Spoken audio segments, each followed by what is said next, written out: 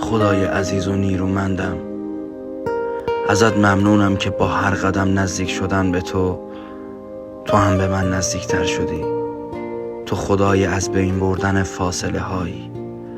ازت ممنونم که یاریم کردی تا از کار نیک و پسندیده خسته و ناامید نباشم، تا در وقت مناسب پاداشم رو از دست تو دریافت کنم.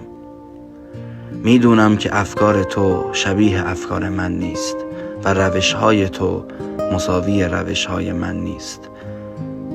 تو فراترینی، پس با قلبی آگاه از خودم عبور میکنم و به تو تکیه میکنم، چون باور دارم که تو همراه منی و تو کنار من، درون من و برای من با هر آنچه که مقابل من هست می جنگی.